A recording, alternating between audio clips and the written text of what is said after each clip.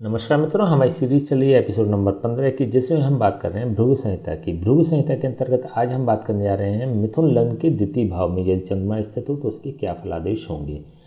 प्रथम भाव में 3 नंबर का मतलब होता है मिथुन लग्न, और मिथुन लग्न में चंद्रमा द्वितीय भाव का स्वामी होता है। द्वितीय भाव का स्वामी होकर जब यह अपने द्वितीय भाव में ही बैठ जाता है तो यह अत्यंत शुभ फल प्रदान करने वाला बन जाता है। यहाँ पर हमने पहले एक बात करी थी ज्योतिष के एक नियम की कि कोई भी ग्रह जब अपने स्वामी भाव में स्थित होता है तो उसको प्रोटेक्शन प्रदान करने वाला होता है, उसको सुरक्षा प्रदान करने वाला होता है। तो यहाँ पर यह द्वितीय भाव को सुरक्षा प्रदान करेगा। द्वितीय भाव के कंटेंट्स क्या होते हैं? धन संचय का कारक भाव होता है, ये धन का भाव होता है, कुटुंब का भाव होता है, ससुराल का भाव होता है। इससे संबंधित जो भी कंटेंट्स है या फिर द्वितीय भाव से संबंधित अन्य भी कंटेंट्स जो हम पहले बात कर चुके हैं, उससे संबंधित व्यक्ति को पॉजिटिव फल मिलेंगे। व्यक्ति के अपने ससुराल से अच्छे संबंध होंगे, अपने कुटुंब से अच्छे संबंध होंगे, व्यक्ति के पास पैसा होगा, धन संचय करने वाला व्यक्ति होगा, और विशेष रूप से व्यक्ति को माता का सुख भी प्राप्त होगा, क्योंकि चंद्रमा माता का कारक ग्रह होता है और कर्क राशि में बैठकर ये माता के सुख को प्रदान करने वाला हो जाता है। चंद्रमा होता है चतुर्थ भाव का कारक। चतुर्थ भाव का कारक होकर जब यह अपने स्थान से 11वें हाउस पर स्थित होता है, लाभ भाव में स्थित होता है, तो यह चतुर्थ भाव के सापेक्ष भी शुभ फल प्रदान करने वाला होता है। भूमि, भवन, माता और वाहन या फिर चतुर्थ भाव से संबंधित अन्य भी कंटेंट्स, भौतिक संसाधनों का विशेष रूप से कारक भाव होता है चतुर्थ भाव, तो इससे संबंधित व्यक्ति को पॉजिटिव फल मिलेंगे। देखिए, चतुर्थ भाव राइटिंग का भी कारक होता है, लेखन क्षमता का भी कारक होता है, लेखन का भी कारक होता है, और चंद्रमा भी लेखन का कारक होता है। तो यहाँ पर यह दिखाता है कि इस व्यक्ति की हैंड राइटिंग बहुत अच्छी होगी। हैंड राइटिंग का विशेष रूप से यह कारक होता है। तो यहाँ पे अच्छी और खूबसूरत हैंड राइटिंग को रिप्रेजेंट करने वाला ये बन जाता है। चतुर्थ भाव शिक्षा का भी कारक ग्रह है। देखिए, शिक्षा के हमने बताया था कि प्राथमिक शिक्षा द्वितीय भाव से देखेंगे, माध्यमिक शिक्षा पंचम भाव से देखेंगे और उच्च शिक्षा नवम भाव से देखते हैं।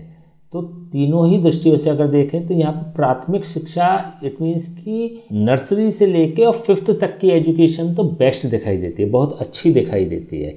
यहाँ पे डिपेंड करता है कि इनके स्वामी ग्रहों की स्थिति क्या होगी, उसके आधार पर हम इसको डिसाइड कर सकते हैं कि पंचम भाव की शिक्षा और नवम भाव की इट मीन्स कि 6 to 12 और 12 to हाई एजुकेशन कैसी होगी, यह इन दोनों भावों से हम जान लेंगे। लेकिन इन जनरल अगर हम बात करें प्रारंभिक शिक्षा की, तो प्रारंभिक शिक्षा बहुत अच्छी होगी ऐसे व्यक्तियों की। लेकिन यहाँ पर एक कॉमन शिक्षा की बात आती है। एक क्वेश्चन आता है कि व्यक्ति पढ़ा लिखा है अथवा नहीं, तो यहाँ पर ये देखने के लिए हमें चतुर्थ भाव देखना पड़ता है। तो चतुर्थ भाव ये दिखाता है कि ऐसे व्यक्ति अच्छे पढ़े लिखे होते हैं, इन पर डिग्री होती है। डिग्री का विशेष रूप से कारक भाव होता है चतुर्थ भाव, तो अच्छी डिग्री को दिखाने वाला यह होता है। तो यहाँ पर यह दिखाई दे रहा है कि व्यक्ति के पास डिग्रियाँ होंगी।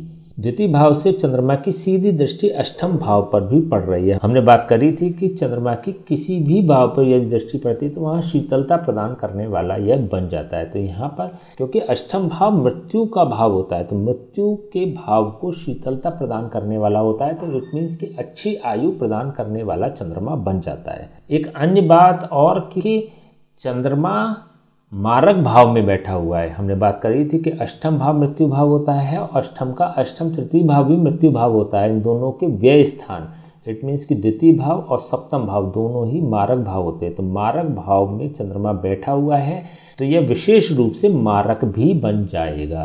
तो मारक होकर यह द्वितीय भाव में स्थित है। धन की दृष्टि से तो यह अच्छा होगा, लेकिन मारकत्व प्रदान करने वाला होगा। तो 24 साल की अवस्था और 48 साल की अवस्था पे विशेष रूप से व्यक्ति को मारक के फल मिलेंगे।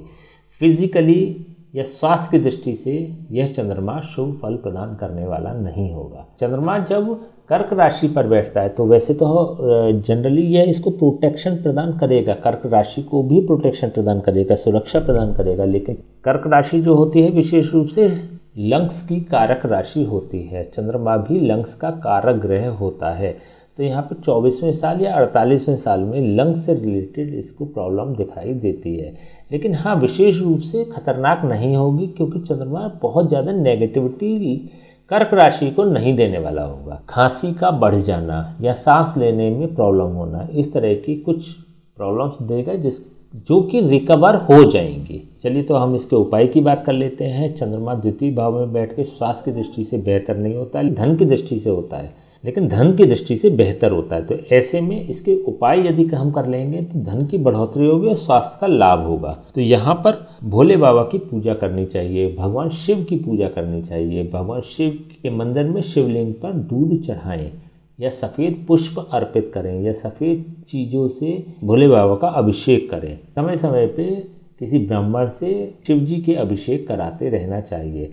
किसी ब्राह्मण से बात करके चंद्रमा के जाप और हवन भी करा सकते हैं। यदि आप ऐसा कराते हैं तो इसकी नेगेटिविटी खत्म होगी और पॉजिटिविटी बढ़ेगी। तो धन के मामले में बेहतर रिजल्ट देने वाला होगा। स्वास्थ्य के मामले में यह स्वास्थ्य वर्धक होगा, आयु वर्धक होगा। ठीक है, तो आज हमने बात करी मिथुन लग्न के द्वितीय भाव में ये चंद्रमा स्थित हो तो उसके क्या फलादेश होंगे। नेक्स्ट वीडियो में बात करेंगे मिथुन लग्न के तृतीय भाव में ये चंद्रमा स्थित हो तो उसके क्या फलादेश होंगे। तब तक के लिए हमें आज्ञा दीजिए। नमस्कार।